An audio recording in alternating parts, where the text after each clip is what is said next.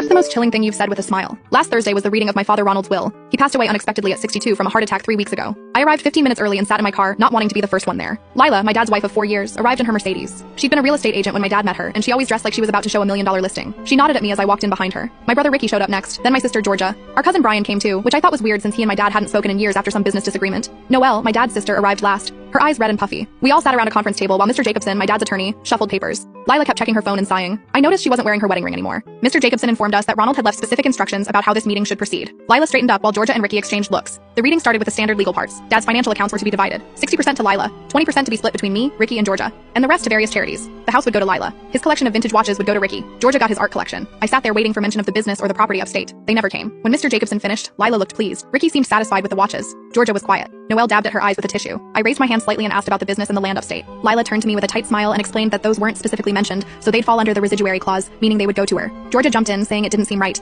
Ricky agreed, pointing out that Dad had built that business from nothing, and it had been his pride and joy. Lila dismissed their concerns, saying the business had been failing for the past year anyway. Too much competition, declining contracts, she'd probably sell it off for parts. The land upstate has more liens than value, she added. Your father made some poor investments toward the end. Mr. Jacobson looked uncomfortable, but confirmed that legally, anything not specifically mentioned would go to Lila as the residuary beneficiary. I thought about the envelope in my bag. Dad had given it to me 2 months ago with strict instructions not to open it unless something happened to him. I'd been carrying it with me since the funeral, unsure what to do. Lila started talking about her plans for selling the house. Georgia asked if we could at least have some time to go through Dad's personal things first. Lila said she'd already boxed most of it up, and we could come by Saturday to take what we wanted. I need to move on with my life, she said. Ronald wouldn't want me dwelling in the past. I finally spoke up again, asking if we could at least talk about keeping the business in the family somehow. Maybe we could work something out. Lila looked at me with something between pity and annoyance. Don't beg for scraps. It's undignified. Your father provided for you children fairly. Mr. Jacobson asked if there was anything else we needed to discuss. Lila stood up, gathering her purse. I think we're done here, she said. I have a meeting with the realtor at 3. As Lila headed for the door, I reached into my bag and pulled out the envelope. Before everyone leaves, I said, there's something else. Lila paused at the door, looking irritated. I handed the envelope to Mr. Jacobson. Dad gave me this 2 months ago. He made me promise not to open it unless something happened.